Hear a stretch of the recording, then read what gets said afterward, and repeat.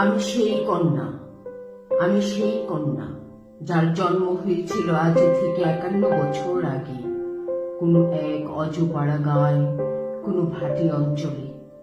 আমি সেই কন্যা, যখন ছিলাম মায়ের গর্ভে তখন বাবা স্বপ্ন দেখত পুত্র সন্তান হবে, কিন্তু না, আমি জন্মেছিলাম কন্যা হয়ে, অভিশাপ হয়ে জন্মেছি। গুরুজনেরা বলতেন, শুনেছি, সকালে সূর্য দেখলে নাকি সারাটা দিন কেমন যাবে, বোঝা যায় না। আমি সেই কন্যা যার জীবনের শুরুটা ছিল মেঘাচ্ছন্ন দিনের মতো। আমি সেই কন্যা হয়ে জন্মেছি বলে আমার মাকে শুনতে হয়েছে কত কথা। আমি সেই কন্যা যার জন্মটা আইনি জাহিলিয়ার যুগে নয়, তবু শুরুটা যেন ওই মেঘাচ্ছন্ন দিনের মতোই। আমি সেই কন্যা যার জন্মের 14 দিন পর বাবা কন্যা নিয়ে দর্শন করেছিল আক্ষেপ নিয়ে পুত্র সন্তান। আমি সেই কন্যা যখন জেনেছি আমার জন্মের ইতিহাস, তখন একটু বুঝতে শিখেছি। বুকের ভিতর চাপা কষ্ট নিয়ে শপথ নিয়েছি, আমি কন্যা নই, আমি পুত্র।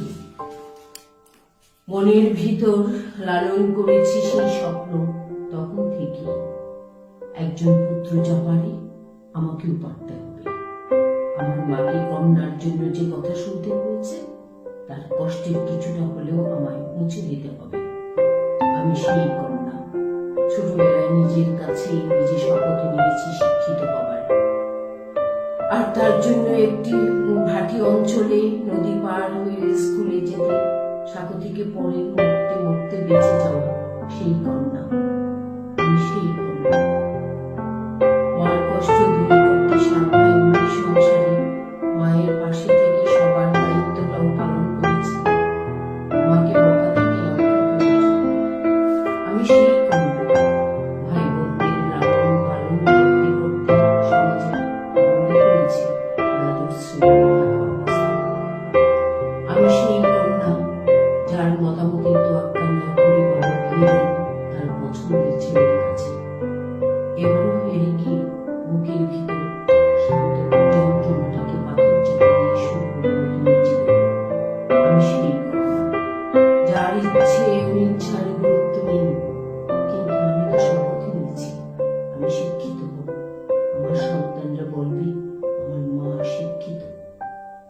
আমি সেই কন্যা যার জীবন জড়িয়ে পড়ে আবারও একই যুদ্ধে। আমি সেই কন্যা, আমি হারতে চাই না, হারতে জানি না, আমার জীবনে হার বলে কোনো শব্দ থাকবে না। আমি সেই কন্যা সন্তান লালন পালন, শ্বশুরবাড়ির সব দায়িত্ব পালন করে চালিয়ে যাই নিজের শিক্ষা অর্জনে। আমি সেই কন্যা, আমি সর্বোচ্চ ডিগ্রি ডাবল মাস্টার্স ডিগ্রি অর্জন করি, আমি শিক্ষা চাকরিতে জড়িত হই, চলে যাই চাকরিতে, সেখানেও আমার জীবনটা মসৃণ নয়। আমি যে সেই